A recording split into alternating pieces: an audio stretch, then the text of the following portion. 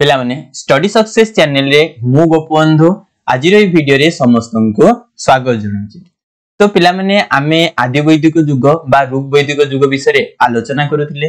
तो सेही ऋग वैदिक युगर आमे सामाजिक जीवनी अर्थात कहया गले समाज रे लोक माने केमि बसई स्थापन करूथिले, तापरे अर्थनीतिक जीवनी से माने केमि रोजगार करूथिले, ए सब जिंस आमे पढी सारिछे।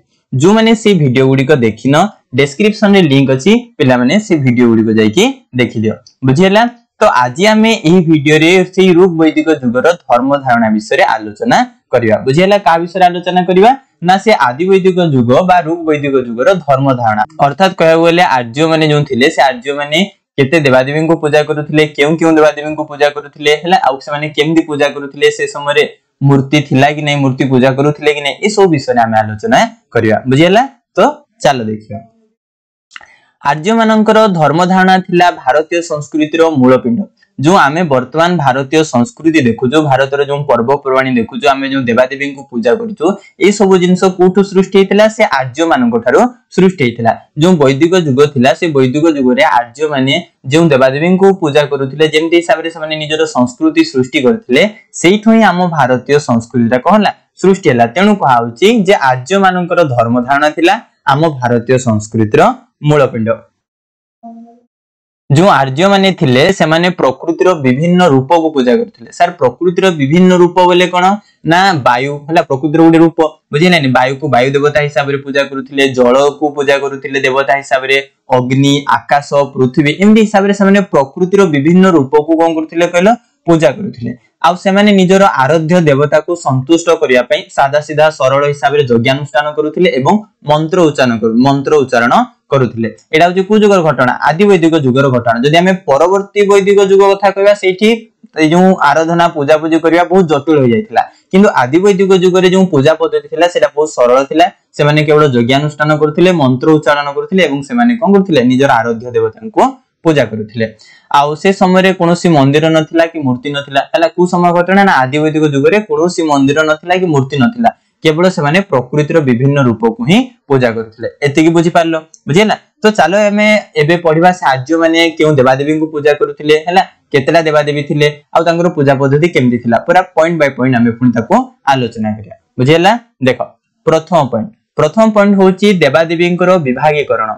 जो आर्य माने पूजा करूथिले से तांकर जो देवादेवी जेतकिला थिले ताको केमदी से माने भाग भाग करिथिले से विषय आलोचना करिवा।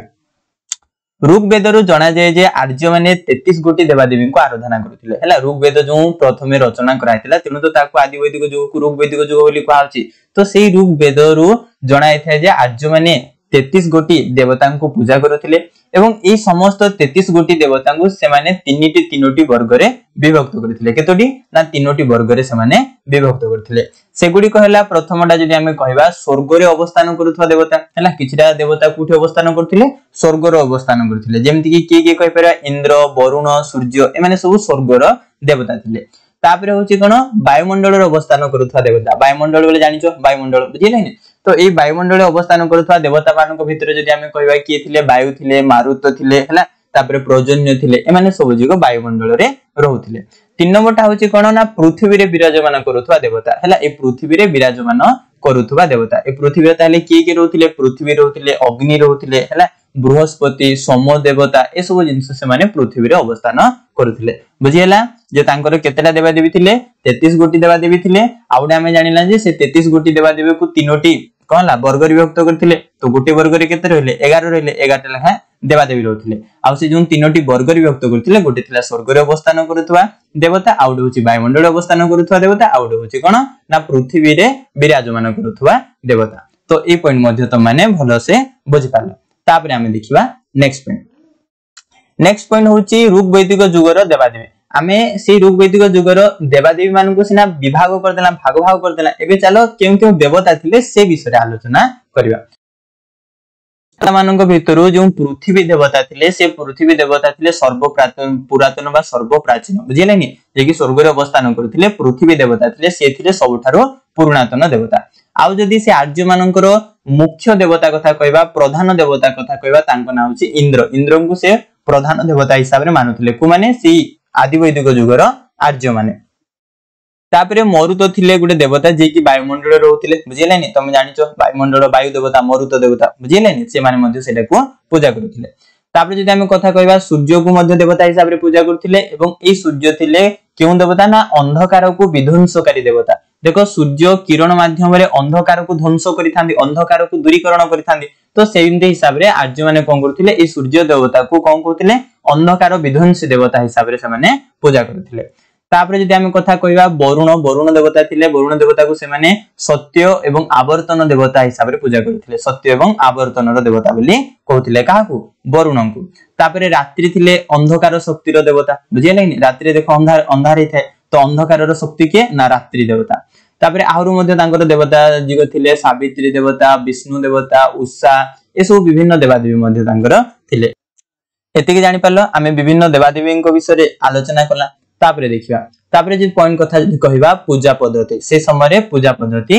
कि भली थिला तो जदि हमें कहबा आदि वैदिक युगर घटना तो आदि वैदिक युग रे पूजा पद्धति बहुत सरल थिला बा सहज थिला बुझिले को युगर आदि वैदिक युगर से माने तांकर जो पूजा करूथिले से माने प्रार्थना मंत्र हला जाग यज्ञ करिकि एमदी हिसाब रे कोन करथिले पूजा करूथिले बेसी तांकर जटिल नथिला विभिन्न प्रार्थना करूथिले नले मंत्र उच्चारण करिकि होम जय करिकि से माने कोन करथिले निजर पूजा करूथिले निजर देवता मानकु आउ जो देवता मानकु पूजा करूथिले यज्ञ करि तांको संतुष्ट करिया पई चेष्टा करूथिले आर्य माने आउ से माने सेई यज्ञ रे दुग्ध घृत अर्थ घी बुझिलेनी शस्य समरस होले गुड प्रकार मद बुझिलेनी आउ मांस फल ए सब जिंस से माने यज्ञ ने कोन करथिले आहुति करथिले यज्ञ ने अर्पण करी निज देवतांकु संतुष्ट करिया पई से चेष्टा करथिले को माने आर्य माने थिले निजर परिवार रे देवादेवी मानकु पूजा करिया पई गुडे उपासना पीठ रखिथिले सेठी निज घरे पूजा करूथिले बुझिहला पूजा पद्धति एठु भी हमें जानिला आदि वैदिक युगर पूजा पद्धति बहुत सहज आउ सरल थिला बुझिहला तापरे हमें देखिबा नेक्स्ट पॉइंट होची कोन एकेश्वरवाद रो अर्थ होची गोटे ईश्वरन को ऊपर विश्वास करिबा ताकू ही एकेश्वरवाद बोली कहा जाय तो आर्य माने मध्य कोन थिले ना एकेश्वरवाद ऊपर विश्वास करथिले तो माने क्वेश्चन उठिबो जे कहबो जे सर हमें तो जानिला से माने बहु देवादेवी को पूजा करूथिले तो एकेश्वरवाद केमती तांकर पूजा करूथिले बा विश्वास करूथिले चलो हमें से कथा मध्य जानिबा तो ऋषि माने बहु देवादेवी को पूजा अर्चना करूथिले देखो बहु देवादेवी को पूजा अर्चना करूथिले मध्य से आर्य माने जो थिले से माने कोन करथिले विश्वास करूथिले जे समस्त सत्यर गोटे अंश सत्य बा परमात्मा जे कि भगवान तांकर गोटे रूप बा तांकर गोटे अंश होची अन्य माने जो देवादेवी को से माने पूजा करूथिले तेनु से माने कोन थिले ना गोटे ईश्वर किंतु तांकर विभिन्न रूप बोली से माने भाबी की पूजा करूथिले तो से माने कहथिले समस्तଙ୍କ पाखरे दिव्य गुण अछंती आ समस्त होचंती एक जति देवादेवी को से पूजा करथिले समस्त होचंती एक अभिन्न से माने भिन्न नुहे हला से माने कहथिले जे आर्य माने